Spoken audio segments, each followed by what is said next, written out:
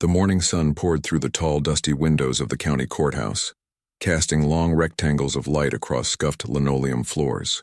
Inside courtroom 4B, the air was thick with the usual mix of tension, boredom, and quiet desperation. Lawyers shuffled papers, bailiffs stood stiffly by the doors, and a handful of spectators, mostly family members of the accused, sat on hard wooden benches, eyes fixed on the front of the room. It was just another Tuesday in a system that rarely surprised anyone anymore. Then she walked in. She didn't enter with a flourish or a confident stride. She came in quietly, almost hesitantly, like someone who'd taken a wrong turn and wasn't quite sure she belonged. She wore faded blue jeans with a small tear near the knee, a plain gray t-shirt with no logo, and well-worn sneakers that had seen better days. Her light brown hair hung loose around her shoulders, slightly tangled, as if she'd run a brush through it in a hurry. No makeup, no briefcase. Just a simple canvas tote slung over one shoulder, bulging with folders and a thermos of what smelled faintly like coffee. Most people in the courtroom barely glanced at her. To them, she looked like a college student waiting for a friend, or maybe a curious bystander who'd wandered in by accident. Even the bailiff gave her only a passing nod before returning to his clipboard. But she wasn't lost.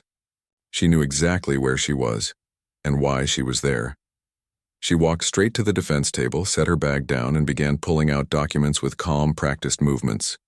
She smoothed a wrinkled page, checked a highlighted section, then glanced toward the holding area where the young man she was representing sat waiting, wrists cuffed, eyes wide with fear.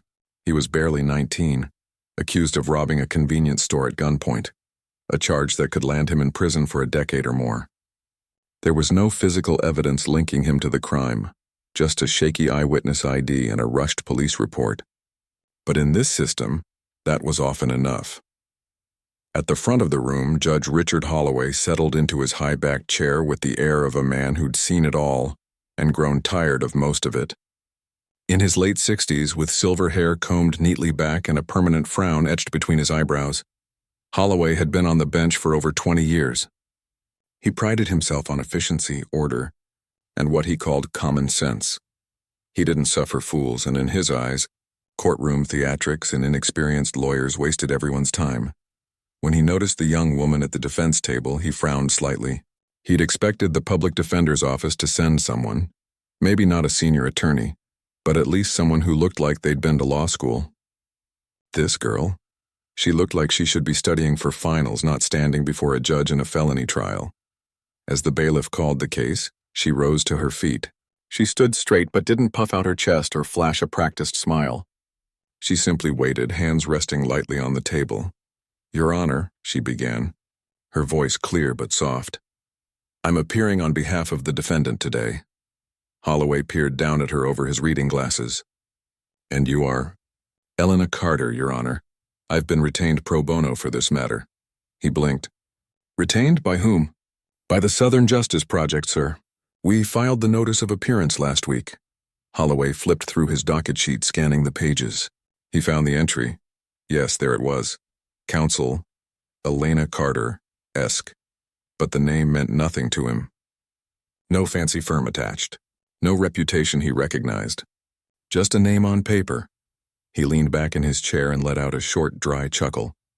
"Young lady," he said, voice dripping with condescension, "this is a serious courtroom. If you're here as a spectator or a student observer, that's fine. But don't pretend you're counsel.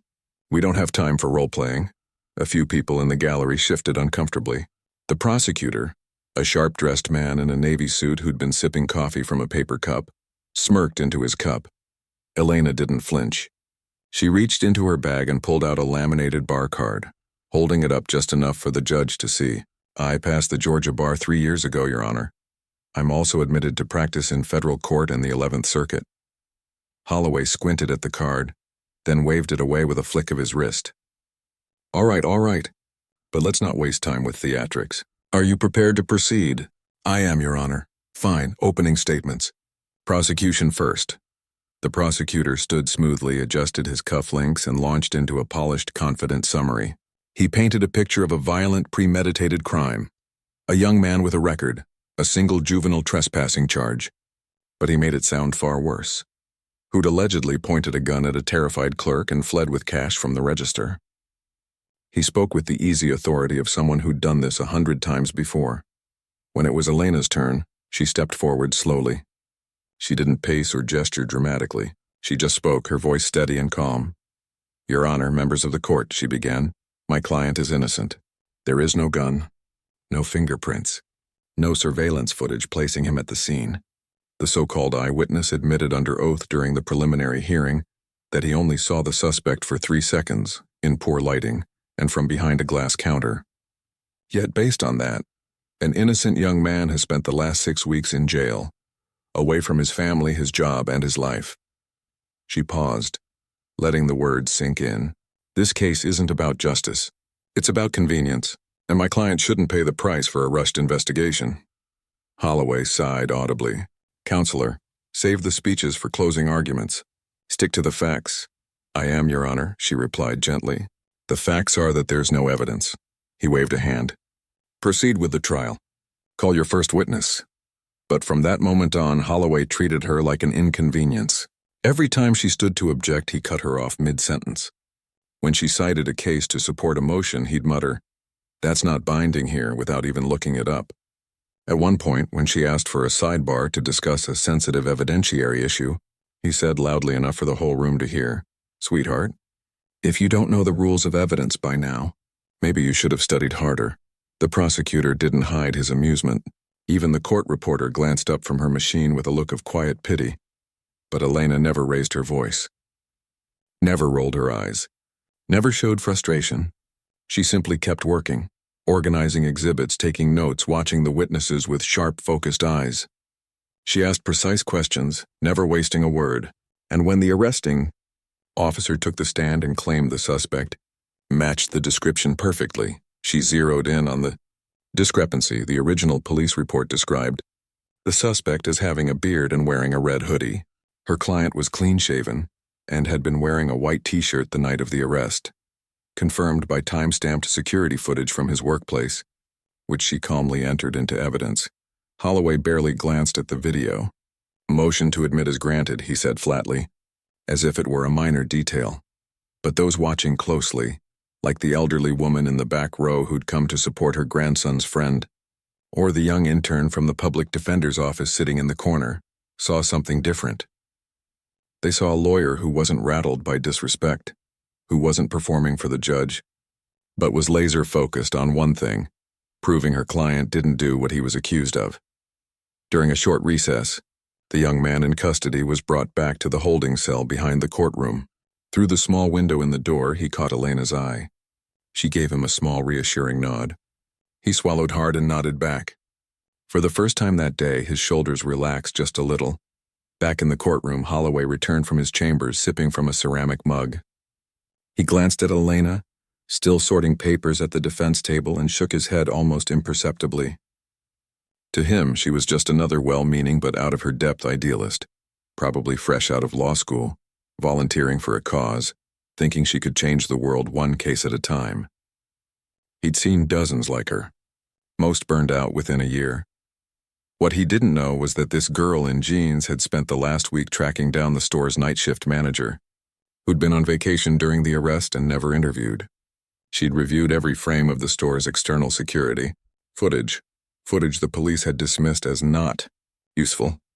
She'd cross-referenced cell tower data from 3 nearby phones to prove her client was nowhere near the scene, and she'd done it all while working another case involving a wrongful eviction, sleeping maybe 4 hours a night. But none of that mattered to Holloway. Not yet. As the afternoon session began, the prosecutor called his star witness, the store clerk who'd identified the defendant in a photo lineup. The man was nervous, sweating slightly under the courtroom lights. He repeated his story. Yes, he was sure it was the defendant. Yes, he remembered the face. Yes, he'd told the truth from the beginning. Elena stood to cross-examine.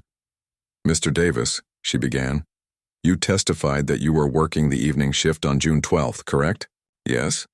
"And that you were behind the counter when the robbery occurred?" "Yes." She walked slowly to the evidence table and picked up a printed schedule. According to the store's official time log submitted by the prosecution as Exhibit 7, you were scheduled off that night. In fact, your time card shows you clocked out at 2 p.m. on June 11th and didn't return until June 13th. The clerk's eyes widened. That must be a mistake, is it? Elena asked gently. Because your manager confirmed it in a sworn affidavit. And your personal cell phone records, also submitted as Exhibit 9, show you were at a movie theater 10 miles away at the exact time of the robbery. The courtroom went utterly still. Even the ceiling fan seemed to slow. The clerk stammered. I must have gotten the dates mixed up. Holloway sat up straighter. He looked from the clerk to the exhibits, then to Elena. For the first time, his expression wasn't dismissive. It was wary. Your Honor, Elena said, turning to the bench. I move to strike the witness's identification testimony as unreliable and potentially fabricated. Holloway didn't rule immediately. He stared at her, not at her clothes, not at her hair, but at her eyes. And in that moment, something shifted. He didn't say it out loud, but a thought flickered in his mind. Maybe I got this wrong. But he wasn't ready to admit it. Not yet, motion noted, he said curtly. We'll revisit it later. Proceed. Elena nodded and returned to her seat. She didn't smile. Didn't gloat. She just opened her notebook and wrote something down, her pen moving steadily across the page. Outside, the sun was beginning to dip below the courthouse roof. Inside, the air felt heavier, charged with something new. Uncertainty. The judge who'd mocked her now watched her every move. The prosecutor stopped smirking, and the young man in the defendant's chair sat a little taller, hope flickering in his chest like a small, stubborn flame. No one knew how the trial would end, but one thing was clear. The girl in jeans wasn't playing pretend. She was here to fight, and she wasn't going anywhere. The courtroom felt different the next morning. The air was still heavy, but now it carried a quiet tension like the moment before a storm breaks. People walked in more slowly, spoke in lower voices. Even the bailiff seemed to stand a little straighter. Word had spread overnight about the store clerk's shaky testimony, about the time logs, about the girl in jeans who'd calmly dismantled the prosecution's key witness with nothing but paper and precision. Judge Holloway entered with his usual stiff posture, but his eyes flicked toward the defense table almost immediately. She was already there, same jeans, same plain t-shirt, hair pulled back in a loose ponytail this time. She was sipping from her thermos, reviewing a stack of notes, completely absorbed. She didn't look up when the judge took the bench. She didn't need to. She knew he was watching. Call your next witness, Holloway said to the prosecutor, his voice tighter than usual. The prosecutor stood, but his confidence had dimmed. He cleared his throat. The state calls Officer Daniel Reeves. A tall man in uniform walked in, his boots clicking against the floor. He looked like he belonged in a courtroom, calm, authoritative, the kind of officer people instinctively trusted. He took the stand, swore in, and sat with his hands folded neatly in front of him. The prosecutor walked him through the arrest, how he'd responded to the robbery call, how he'd reviewed the photo lineup with the clerk, how the defendant had been picked out without hesitation. He emphasized the officer's 10 years on the force, his clean record, his reputation for thoroughness. Then it was Elena's turn. She stood slowly, walked to the center of the courtroom, and faced the officer. Officer Reeves, she began, you testified that you showed the witness a 6-photo array, correct?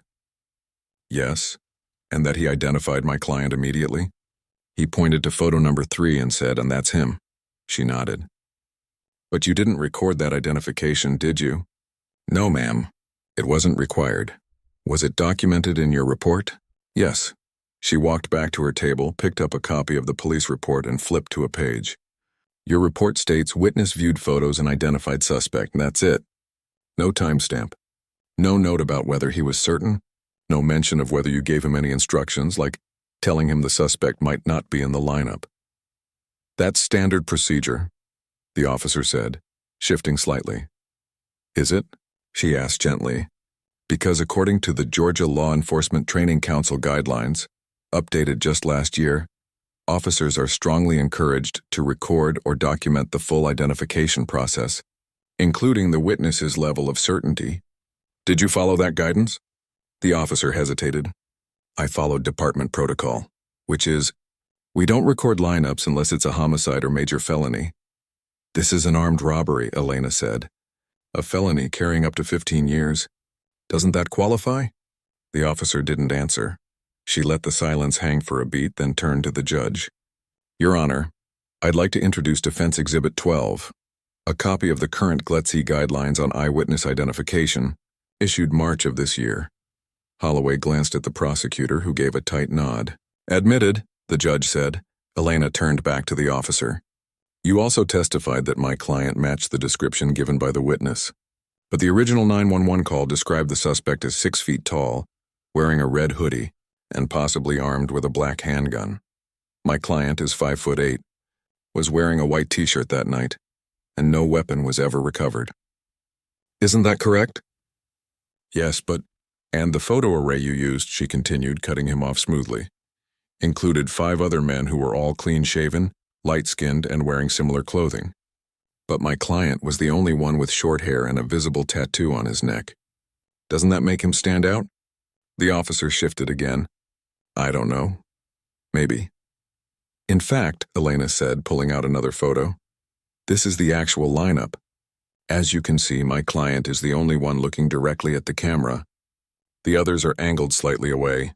The lighting on his photo is also brighter. Would you agree that this could unintentionally draw the witness's eye to him?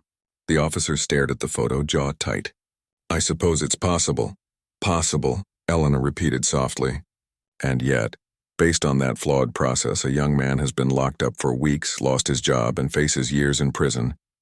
All because no one double-checked. She returned to her seat. No flourish. No dramatic pause. Just the quiet weight of what she'd shown.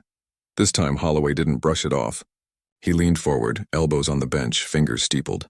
Counsel, he said, addressing the prosecutor, is the state prepared to address these concerns about the identification procedure? The prosecutor stood quickly. Your Honor, the identification was lawful and consistent with past practice. Any minor discrepancies don't invalidate the witness's certainty. Certainty that's now in question, Holloway muttered, almost to himself. He turned to Elena. Do you have anything further on this line of questioning? No, Your Honor, she said. But I'd like to reserve the right to recall the officer if new information emerges. Granted. The rest of the morning dragged. The prosecution called a forensic technician, who admitted no fingerprints were found on the cash register or door handle. A store manager confirmed the external security camera had been glitching that week and only captured partial footage, none of which showed the suspect's face.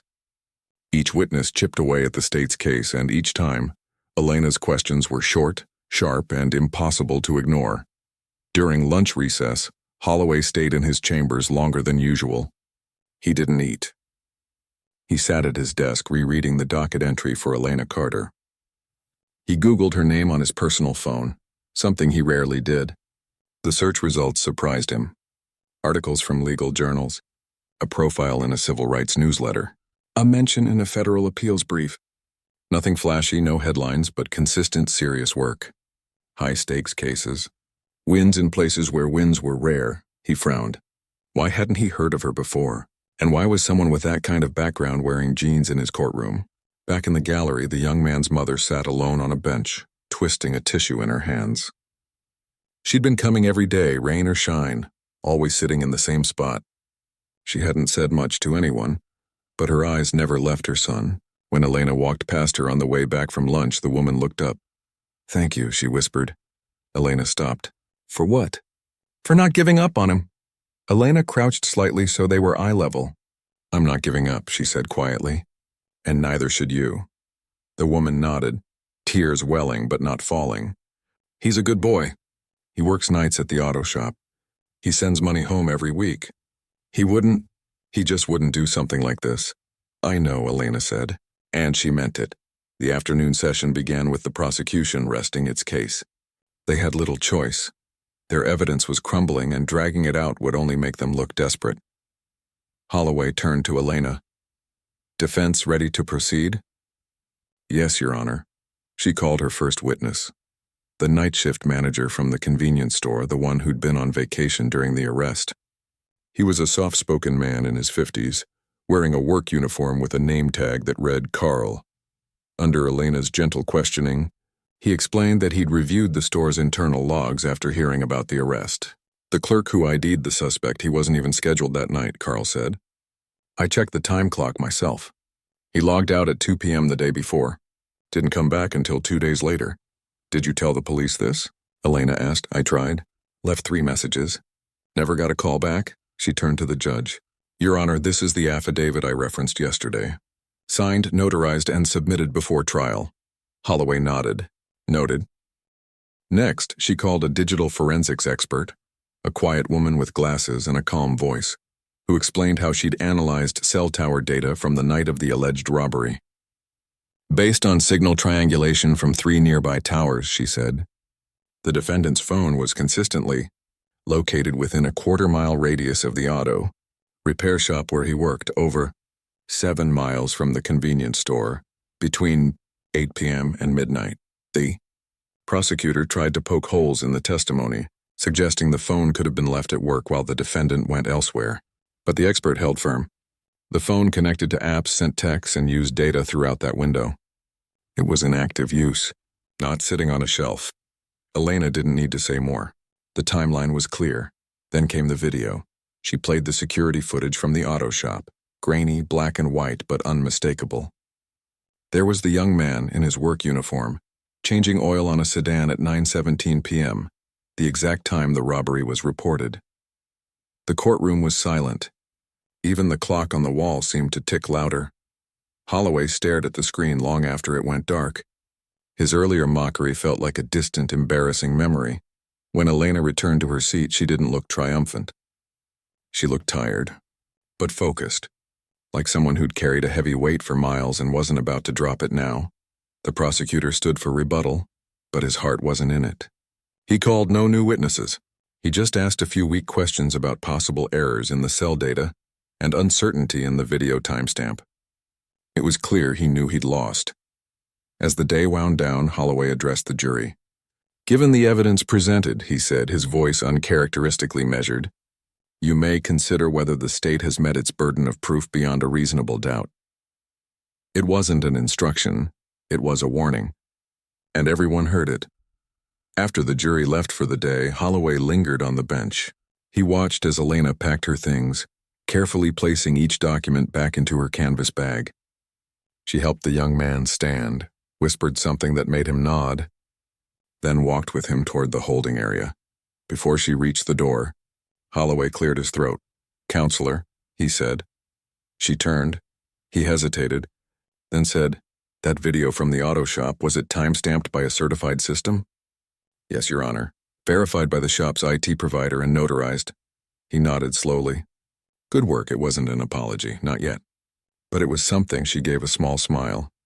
Thank you, Your Honor, and with that, she walked out, not with a swagger, not with a show, but with the quiet dignity of someone who'd done what she came to do. Outside, the sun was low in the sky, painting the courthouse steps in gold. A few reporters lingered, hoping for a quote, but she ignored them. She pulled out her phone, dialed a number, and said, Hey, it's me. Yeah, we're good for now, but I need you to pull the lease agreement for that apartment complex on Elm Street, the one with the broken elevator. Landlord's trying to evict a veteran next week. We've got to stop it. She walked down the steps, already thinking about the next fight, the next person who needed someone to believe in them. Back inside, Judge Holloway sat alone in the empty courtroom. He stared at the defense table, the empty chair, the stray paperclip, the faint coffee ring on the wood. For the first time in years, he felt something unfamiliar. Doubt. Not about the case, but about himself. He'd judged her by her clothes, her age, her quiet voice. He'd assumed she was naive, unprepared, out of her depth. And he'd been dead wrong. Worse, he'd let that bias shape how he ran his courtroom. He'd mocked her in front of witnesses, jurors, the public. He'd risked a fair trial because he couldn't see past his own assumptions. He sighed, rubbed his temples, and reached for the court reporter's log. Print me a full transcript of today's cross-examinations, he told the clerk who peeked in. And pull every case Elena Carter's ever argued in this district. The clerk raised an eyebrow but said nothing. He'd seen the shift too. As the lights dimmed in courtroom 4B, one truth settled over the space like dust after a storm. Brilliance doesn't always wear a suit. Sometimes it wears jeans, carries a thermos, and fights for people no one else believes in. And sometimes it takes someone like that to remind even the most hardened judge that justice isn't about appearances. It's about truth. The jury came back faster than anyone expected. Just after lunch on the third day, the foreperson, a middle-aged woman with tired eyes and a no-nonsense bun, handed the bailiff a folded piece of paper. The courtroom, which had been buzzing with nervous whispers, fell silent the moment the judge took it. Judge Holloway unfolded the note slowly, his face unreadable. He read it once. Then again. He looked up, first at the prosecutor, then at the defense table. "Not guilty," he said, his voice low but clear. A gasp rippled through the gallery. The young man at the defense table froze for a second, then buried his face in his hands. His shoulders shook, not with sobs, but with relief so deep it felt like coming up for air after drowning. His mother stood abruptly, hand over her mouth, tears streaming down her cheeks. She didn't make a sound, but her whole body trembled. Elena didn't jump up or cheer. She simply reached over and placed a hand on her client's arm. "It's over," she said quietly. "You're going home." He looked at her, eyes red-rimmed and wide. "I don't know how to thank you." "You don't have to," she said. "Just live your life." "That's thanks enough." The judge cleared his throat. "Bailiff, please process the release." Then, almost as an afterthought, he added, "Counselor Carter, a word before you go." She nodded, waited for her client to be led out by the bailiff, free at last, then turned toward the bench. The courtroom was emptying quickly, but a few stragglers lingered, curious. Holloway stepped down from the elevated bench and walked around to the front, standing just a few feet from her. He wasn't in judge mode anymore. He looked like a man who'd just realized he'd made a serious mistake. "I owe you an apology," he said, voice low enough that only she could hear. She didn't smile, didn't say it's okay. She just waited. "I judged you before I knew you," he continued. "I assumed—" "Well, you saw what I assumed, and I let that affect how I ran my courtroom. That's not just unprofessional, it's dangerous. You could have lost this case because of me." She looked at him for a long moment. "You didn't let it happen," she said finally. "You listened when it mattered." He shook his head. "I should have listened from the start." She shrugged slightly. "We all wear blinders sometimes. The important thing is taking them off." He studied her face, the calm eyes, the lack of anger or smugness. "Who are you, really?" he asked. "I looked you up last night. Harvard Law. Clerked for a federal appeals judge. You've won cases that seasoned attorneys wouldn't touch. So why are you here? In this courtroom?" "In jeans?" She smiled faintly. "Because the people who need help the most don't care what I'm wearing. They care if I show up." He nodded slowly.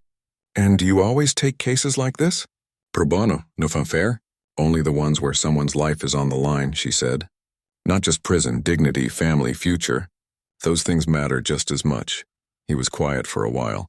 Then, "I'd like to read your briefs. From today, and maybe from other cases too. I'll have my office send them," she said. "No," he said quickly. "Don't send them.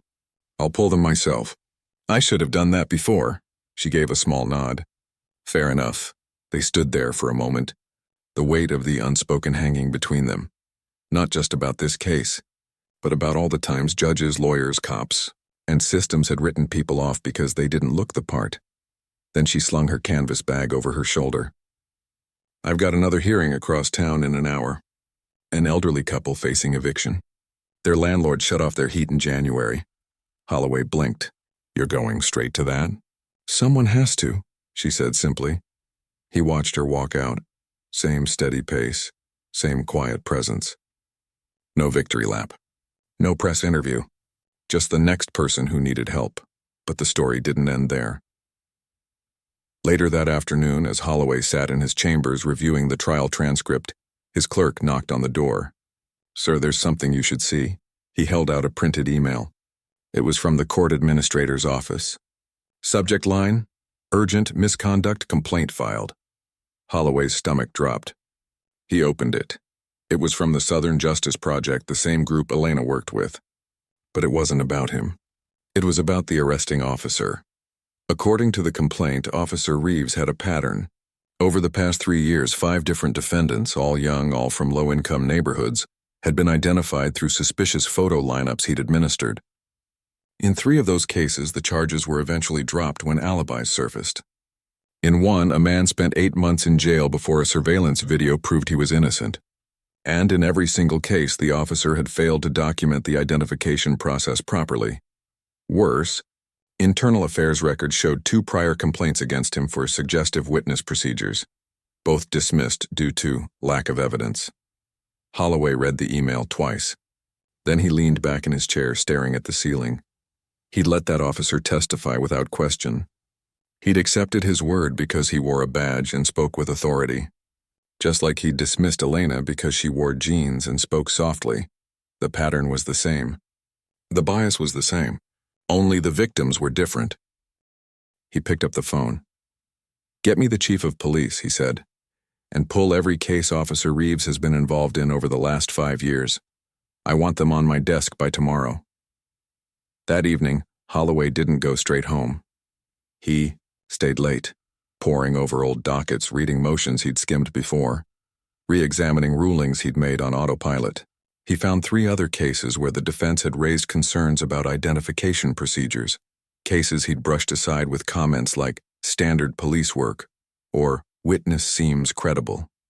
Now, reading them again, he saw what he'd missed. The gaps, the inconsistencies, the quiet desperation in the defense attorney's arguments. One of those defendants was still in prison. He closed the file slowly, his hands shaking slightly. The next morning, he called an emergency meeting with the public defender's office and the district attorney. He didn't announce it as a scandal. He framed it as a procedural review, but everyone knew what it meant. By noon, news began to trickle out. The judge who'd once mocked the young lawyer in jeans was now leading an internal review of eyewitness identification practices in the county. He'd ordered new training for all officers, mandated recording of all lineups, and created a task force to re-examine past cases with questionable IDs. Reporters called it a surprising reversal. Legal blogs called it long overdue. But in the courthouse hallways, people just whispered, "He finally woke up." Meanwhile, Elena was across town, standing in a cramped apartment with peeling paint and a space heater humming in the corner. An elderly man in a worn sweater sat at the kitchen table, holding his wife's hand. They'd lived in that unit for 23 years. Now, with rent hikes and a new property management company, they'd fallen behind. The landlord had filed for eviction, claiming chronic non-payment, though the couple had proof of partial payments and medical bills that explained the shortfall. Elena wasn't in court today. She was just listening, taking notes, asking gentle questions. She'd already filed an emergency motion to delay the eviction, citing the couple's age, health conditions, and the landlord's failure to make basic repairs, like fixing the broken front door lock or the leaking roof that had caused mold in the bedroom. "You don't have to fight for us," the woman said, her voice thin but kind. "We know we're just 2 old people." Elena looked at her. "You're not just anything," she said. "You've paid rent here for over 2 decades. You've kept this place clean, reported problems, tried to work with them. That matters." The man cleared his throat. "Most lawyers won't even return our calls." "I'm not most lawyers," Elena said with a small smile. Later, as she walked back to her car, a 10-year-old sedan with a dented fender, her phone rang. It was the clerk from Holloway's chambers. "Judge Holloway asked me to pass along a message," the clerk said. "He said, thank you. And he wants you to know he's reopening the Jenkins case." Elena stopped walking. The Jenkins case, that was the man still in prison, the one with the faulty ID. She'd read about it months ago but hadn't been able to take it on. Too many cases, not enough hours. "He's doing it on his own?" she asked. "Yes, ma'am." Ordered a full evidentiary hearing. Said if the identification was tainted, the conviction can't stand. She closed her eyes for a second. Tell him I appreciate it." She hung up and stood there for a moment, leaning against her car. The sun was warm on her face. Somewhere down the street, a dog barked. Life went on, but something had shifted. Not just in one courtroom, but in the whole system. Just a little, just enough. Back at the courthouse, Holloway was meeting with the State Bar's Ethics Committee. He didn't wait for them to investigate him. He reported himself. "I allowed personal bias to influence my conduct on the bench," he wrote in his statement. "I disrespected an officer of the court based on appearance, not merit. While no formal harm came to the defendant in this instance, the risk was real and unacceptable. I am taking steps to correct my behavior and ensure it never happens again. The committee was stunned. Judges rarely admitted fault, especially publicly, but Holloway insisted. He even asked to be assigned to a judicial bias training seminar, not as a formality, but as a student. Word reached Elena a week later. She didn't comment to the press. She didn't post about it online. She just kept working. But one evening, after a long day of depositions and client meetings, she sat at her kitchen table with a cup of tea and opened her laptop. She typed a short email to Holloway. Judge, I heard about the Jenkins hearing.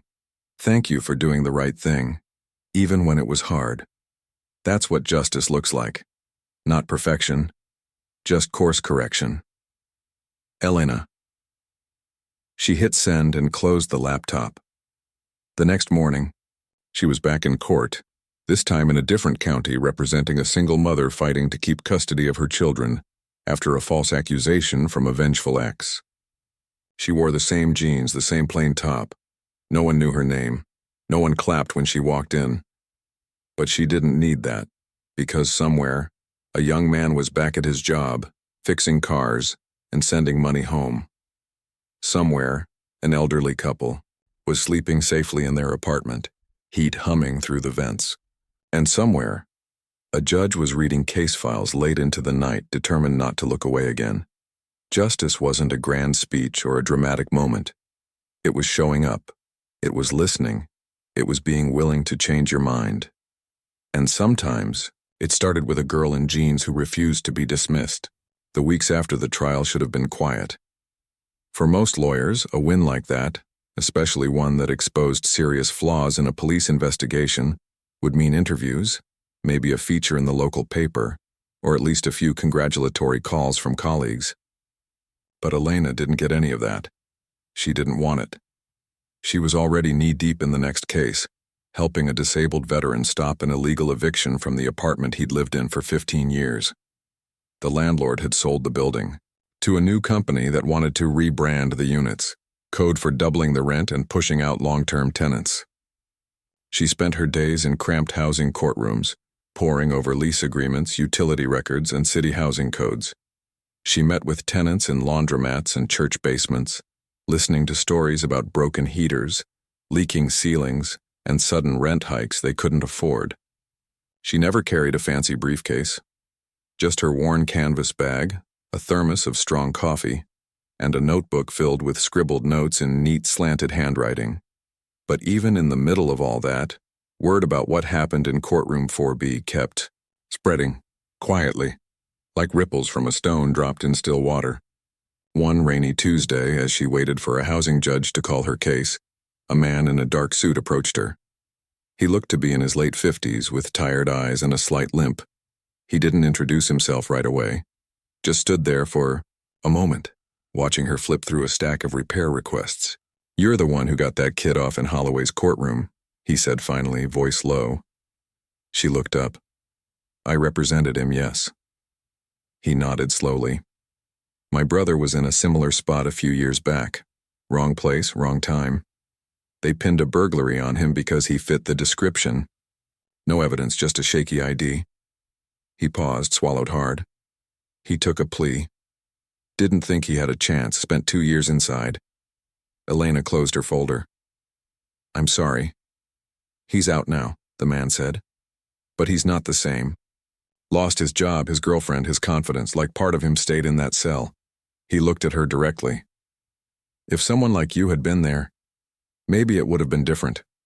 She didn't offer empty reassurance, just said, "It's never too late to fix a wrong." If his case had issues with the ID, there might still be options. He pulled a folded piece of paper from his coat pocket, a copy of the old police report. Would you take a look? Even just tell me if it's hopeless?" She took it. "I can't promise anything, but I'll read it." He thanked her, eyes glistening, and walked away before she could say more. That night, in her small apartment with peeling paint and mismatched furniture, she read the report under a dim lamp. The identification process was nearly identical to the one she'd challenged. No recording, no instructions to the witness, a photo lineup that made the suspect stand out. And the alibi? A time-stamped receipt from a gas station 3 miles away, never checked by police. She sighed, set the paper down, and opened her laptop. She typed a quick email to a colleague who specialized in post-conviction relief. Got a case that might be worth reopening. Let me know if you're free to consult. She didn't do it for thanks. She did it because it was there, because someone had asked, because silence was complicity. Meanwhile, back at the main courthouse, Judge Holloway was changing. It wasn't dramatic, no press conferences or grand announcements, but people noticed. He started arriving earlier, reviewing case files the night before instead of skimming them in the hallway. He stopped interrupting defense attorneys mid-sentence. He actually read the motions they filed, sometimes even citing them in his rulings. He also began asking questions. Real ones. Not to trap or embarrass, but to understand. During a drug possession hearing, when a public defender argued that the search was illegal because the officer lacked reasonable suspicion, Holloway didn't wave it off like he used to. Instead, he turned to the prosecutor and said, "Walk me through exactly what the officer observed before the stop." The prosecutor stammered. He saw the defendant acting nervous." "Nervous how?" Holloway pressed, looking around, avoiding eye contact. "And that's enough for a full search?" Holloway asked, eyebrow raised. The prosecutor had no good answer. Holloway suppressed the evidence. Case dismissed. The public defender nearly dropped his notes in shock. Word got around fast. Holloway wasn't the same judge anymore. One afternoon, he called Elena's office, not her cell, not through a clerk, but directly. Her assistant, a retired school teacher who volunteered part-time, answered, "Southern Justice Project, how can I help?" "This is Judge Holloway," he said, voice uncharacteristically hesitant. "Is Counselor Carter available?" "She's in court, Your Honor. Can I take a message?" "Yes, tell her. Tell her I've scheduled the evidentiary hearing in the Jenkins matter for next Thursday, and I'd appreciate it if she'd consider observing. Not as counsel, just as someone who understands what's at stake." The assistant wrote it down carefully. "I'll let her know." When Elena heard the message, she didn't react with triumph. She just nodded as if she'd expected it. "Tell him I'll be there," she said. The day of the hearing, she arrived early, wearing the same simple clothes, carrying the same canvas bag. She didn't sit at the defense table. Jenkins had a new court-appointed lawyer now. But in the front row of the gallery, where she could see everything. Holloway entered the courtroom with quiet authority. He didn't glance at her, but he knew she was there. The hearing lasted most of the day. The original arresting officer, Reeves, was called to testify again. Under sharp questioning from Jenkins' new attorney, he admitted he'd never been trained on proper eyewitness protocols. He admitted he'd shown the witness the photo array alone, with no recording. He admitted he'd told the witness, "We think it's one of these guys," before the lineup, something that could easily lead to a false ID. Then came the alibi witness, a convenience store clerk who'd scanned Jenkins' debit card at 8:42 p.m., 20 minutes before the robbery, 5 miles away. The receipt had been in Jenkins' wallet the whole time. No one had checked it. Holloway listened intently. When the state tried to argue that the alibi wasn't conclusive, he cut them off. A verified transaction at a different location at the time of the crime is about as conclusive as it gets, he said flatly. At the end of the hearing, he didn't rule immediately, but he didn't need to. Everyone in the room knew what was coming. As people filed out, Holloway caught Elena's eye. He gave a small, almost imperceptible nod. She nodded back. Later that week, he issued a written order. The conviction was vacated. Jenkins was released immediately. The state chose not to retry the case. The news made the local paper, but not the front page. Just a short article buried in the Metro section. Judge overturns 2019. Conviction after new evidence shows flawed identification. But in the neighborhoods where people had long distrusted the system, it meant everything. One evening, Elena was walking home from the bus stop when a group of teenagers hanging out on a porch called out to her, "Hey, you the lawyer who beat Holloway?" She stopped. "I didn't beat him, we just got the truth out." One of the boys stepped forward. "My cousin got locked up last year on a bad ID. They said he robbed a bodega." He was at my grandma's birthday that night. Whole family saw him. But nobody listened. She looked at him. Do you have proof? Photos, texts, witnesses? We got pictures on my aunt's phone. And the bus pass, he swiped it getting off downtown. Bring it to the Southern Justice Project office, she said. Monday morning. Ask for me, he grinned. For real? For real. She kept walking, but she could hear them talking excitedly behind her. Hope was a fragile thing, but once lit, it spread fast. Back at her apartment, she found a plain envelope slipped under her door. No return address. Inside was a single sheet of paper, a handwritten note. Thank you for seeing what others refuse to see. H. She knew who it was from. She folded the note carefully and tucked it into the back of her notebook, between pages of case law and grocery lists. A few days later, she received an unexpected visitor at the office. It was the court reporter from Holloway's courtroom, the one who'd typed every word of the trial. She was a woman in her 60s with silver hair pulled into a neat bun and sharp eyes behind wire-rimmed glasses. I've been a court reporter for 32 years, she said, sitting across from Elena in the small office. I've seen good lawyers, bad lawyers, showboats, and sleepwalkers. But I've never seen someone change a judge's mind just by being steady, Elena smiled. I didn't change his mind. The truth did. Maybe, the reporter said. But you held it up so he couldn't look away. She leaned forward. I'm retiring next month, and I've been thinking, maybe I'll volunteer with your group. I type fast. I know the system. And I've got a lot of transcripts that might help people like Jenkins. Elena's eyes softened. We'd be honored. That same week, Holloway did something even more surprising. He reached out to the local law school and offered to teach a seminar on judicial ethics and implicit bias. Not as a guest lecturer, but as a humble participant. I'm not there to teach, he told the dean. I'm there to learn alongside the students. The first session was held in a small classroom on a rainy Thursday. Elena was invited to co-lead it. She didn't lecture. She just shared stories about clients who'd been dismissed because of how they dressed, how they spoke, where they lived. About the time a judge told her, "You're too young to understand how this works," before she'd even opened her mouth. Holloway sat in the back, listening.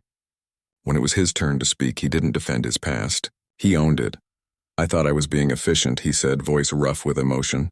But I was being lazy. Lazy with my assumptions. Lazy with my power. And that laziness hurt people. A student raised her hand. How do you fix that? Once you've already done the damage? Holloway looked at Elena, then back at the class. You start by listening. Really listening. Not to win, not to respond, but to understand. And then you do better. Every single day. After class, as they walked out into the drizzle, Holloway turned to Elena. I used to think justice was about rules and procedures. Now I see it's about people. She zipped up her jacket against the rain. It always was, he nodded. Will you keep coming? To the seminars? As long as you keep showing up, she said. And that was enough. In the weeks that followed, more judges began requesting bias training. The police department rolled out new eyewitness ID protocols. The public defender's office started a task force to review old cases with questionable evidence. None of it happened overnight. None of it was perfect, but it was movement. Real, human movement. And at the center of it all wasn't a hero in a suit, but a woman in jeans who believed that everyone deserved to be seen, heard, and treated with dignity, no matter what they wore or where they came from. One quiet evening, as she sat on her fire escape drinking tea and watching the city lights flicker on, her phone buzzed. It was a text from an unknown number. My brother's home. He hugged his daughter for the first time in 2 years. Thank you. She didn't reply. She didn't need to. She just looked up at the sky, took a slow breath, and smiled. Because this quiet ripple of change was why she kept showing up. Not for the wins, not for the headlines, but for the moments no one saw. A father holding his child, an old couple sleeping warm in their home, a judge choosing humility over pride. That was the real work. And it was never done. Months passed and the courthouse settled into a new rhythm. The air still carried the same mix of stress and routine, but something had shifted beneath the surface, like a current running under still water. People spoke more carefully. Judges asked more questions. Defense attorneys stood a little taller. knowing their arguments might actually be heard. And in courtroom 4B, Judge Holloway no longer rushed through motions or dismissed objections with a wave of his hand. He listened. Really listened. Elena kept working. She never stopped. One week she was fighting a wrongful foreclosure for a single mother who'd fallen behind on payments after her son's medical emergency. The next she was helping a refugee family navigate a complex immigration hearing after their landlord tried to report them to authorities over a rent dispute. She didn't chase headlines. She chased justice, one quiet case at a time. But the ripple from that first trial kept spreading. One afternoon, as she sat in a community center helping tenants fill out housing complaint forms, a young man walked in. He looked nervous, glancing around like he wasn't sure he belonged. He wore a clean but faded hoodie and carried a manila folder clutched to his chest. "Are you the lawyer?" he asked quietly. "I'm not a lawyer right now," she said with a small smile. "Just a person with a pen and some time." "What do you need?" He sat down across from her, opened the folder and slid out a stack of papers. Police reports, a court docket, a photo lineup. "My little brother got arrested last month. They say he stole a phone from a bus stop, but he was with me the whole time. We were at the library. There's security footage. I showed it to the detective, but he said it wasn't clear enough." His voice cracked. "He's only 17. If this sticks, it'll ruin his future." She looked at the documents. The photo array was the same old story. Her brother stood out like a sore thumb. And the witness? A stranger who'd glanced at the suspect for less than 5 seconds. "How long has he been in custody?" she asked. 3 weeks. They denied bail because of a prior curfew violation when he was 15. She nodded. "Bring him to court tomorrow morning. I'll file an emergency motion to dismiss based on the alibi footage and flawed ID. And I'll ask for immediate release." The young man's eyes filled with tears. "Why would you do this?" "You don't even know us." She handed him a form to fill out. "Because someone once gave me a chance when I had nothing but a folder and a story." That's how it works. The next day, in a packed courtroom, she stood before a different judge, but the change was clear. When she presented the library footage and pointed out the biased lineup, the judge didn't scoff. He watched the video carefully, asked the prosecutor pointed questions, and within an hour dismissed the charges. The teenager was released on the spot. As the family hugged in the hallway, Elena slipped away unnoticed. She had another meeting across town. A group of elderly tenants organizing against a slumlord who'd cut off their hot water to force them out. She arrived just as one woman was crying quietly in the corner, clutching a blanket around her shoulders. "It's April," the woman whispered, "but my pipes are still freezing. I can't wash my hands without burning myself on the stove." Elena sat beside her. "We're going to fix this," she said. "Not just your apartment? All of them." She didn't make promises she couldn't keep, but she made plans she could fight for. Back at the main courthouse, Holloway had begun doing something unexpected. He started visiting other courtrooms, not to observe, but to learn. He sat in on housing court, juvenile hearings, even small claims. He watched how other judges handled cases, how they spoke to people who weren't lawyers, how they balanced efficiency with fairness. One day, he saw a young public defender, barely out of law school, stumble through an argument about illegal search and seizure. The judge cut her off 3 times, called her confused, and denied her motion without reading the case law she'd cited. Holloway recognized the look in the young lawyer's eyes. It was the same look Elena had worn that first day, determined but wounded. After the hearing, he approached the judge in the hallway. "That motion had merit," he said quietly. "You didn't even read the affidavit," the other judge bristled.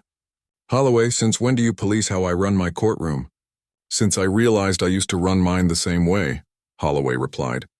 "And it cost people their freedom." The judge stared at him, then looked away. But the next week, that same young public defender won a motion to suppress evidence, because the judge actually read her brief. Change wasn't loud. It was quiet, persistent, human. One evening, Elena received a formal letter. Not an email, not a text. A real letter on thick courthouse stationery. It was an invitation to speak at the State Judicial Conference, an annual gathering of judges, prosecutors, and legal leaders from across the region. The topic, restoring trust in the justice system. She almost said no. She didn't like stages or spotlights. But then she thought of all the people who'd been told they didn't matter because they didn't look the part. She thought of the teenager released that morning, the elderly woman without hot water, the brother who'd finally come home. She said yes. The day of the conference. She wore the same simple clothes, dark jeans, a soft blue sweater, her hair pulled back. No suit, no heels, just herself. When she walked into the grand ballroom filled with judges in robes and attorneys in tailored suits, more than a few people turned to look. Some whispered, but many recognized her, and they stood, not all of them, but enough. She didn't give a polished speech. She told stories. She talked about the young man who spent 6 weeks in jail for a crime he didn't commit, because no one bothered to check the timestamp on a video. She talked about the veteran who nearly lost his home, because a landlord saw him as disposable. She talked about the judge who mocked her in court, and then had the courage to change. Justice isn't about robes or titles or how you dress, she said, her voice calm but strong. It's about whether you see the person in front of you, not as a case number, not as a stereotype, but as someone who deserves to be heard. She didn't mention Holloway by name, but everyone knew. When she finished, the room was silent for a heartbeat. Then one by one, people began to clap. Not out of politeness, out of respect. Afterward, judges lined up to speak with her. Not to debate, but to ask how they could do better. One admitted he'd dismissed a client's alibi because the man spoke with an accent. Another confessed he'd assumed a young woman was just emotional when she described police misconduct. Elena listened to each one. She didn't scold. She offered resources, training programs, model procedures, contact info for advocacy groups. As she was leaving, Holloway approached. He wasn't in his robe, just a plain shirt and slacks. He looked older, humbler. You were right, he said. It's not about being perfect. It's about being willing to see, she smiled. And you're seeing, he nodded. I've asked the state bar to make eyewitness ID reform mandatory for all law enforcement training. They're considering it. That's good, she said. But don't stop there. Look at bail practices. Look at how we treat people who can't afford lawyers. Look at who we believe and who we don't. I will, he said. And I'll keep you posted. She believed him. A few weeks later, Holloway did something even more unexpected. He submitted a formal request to the state Supreme Court to create a justice review panel, a group of judges, defense attorneys, community advocates, and formerly incarcerated individuals tasked with reviewing past convictions where identification or police procedure might have been flawed.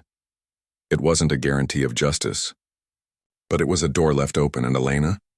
She kept walking through doors, sometimes holding them open for others. One rainy Friday, she was leaving the courthouse after a long hearing when she saw a familiar face sitting alone on the steps. It was the young man she'd first defended, the one who'd been accused of robbery all those months ago. He was dressed in clean work clothes, holding a paper bag. He stood when he saw her. I got my old job back, he said, smiling. And I've been saving. I want to donate to your office, not much, but something. She shook her head gently. You don't owe me anything. I know, he said. But I want to pay it forward. Like you did for me, she didn't argue. She just accepted the small envelope he handed her.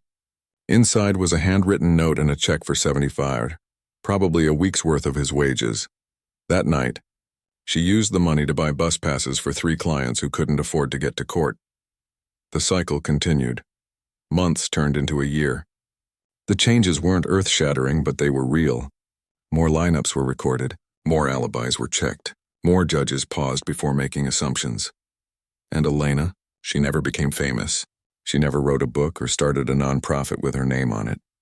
She just showed up day after day, case after case, wearing the same jeans, carrying the same thermos, fighting for people the system had forgotten. One quiet morning, as she waited for the bus, a little girl, maybe 8 years old, pointed at her and tugged her mother's sleeve. Mom, is that the lawyer? The mother looked, then smiled. Yeah, honey. That's her, the girl beamed. I want to be like her when I grow up. Elena heard it. She didn't turn around, but she smiled to herself, because that was the real victory, not the overturned convictions, not the policy changes, but the quiet belief taking root in a child's heart, that you don't need a suit to stand for what's right. You just need to care enough to show up. Later that day, in a small courtroom with peeling paint and flickering lights, Elena stood to address a judge about a wrongful eviction. She wasn't nervous. She wasn't angry. She was just present, fully, completely, humanly present. And in that moment, justice wasn't a grand idea. It was a woman in jeans speaking truth to power, one ordinary day at a time.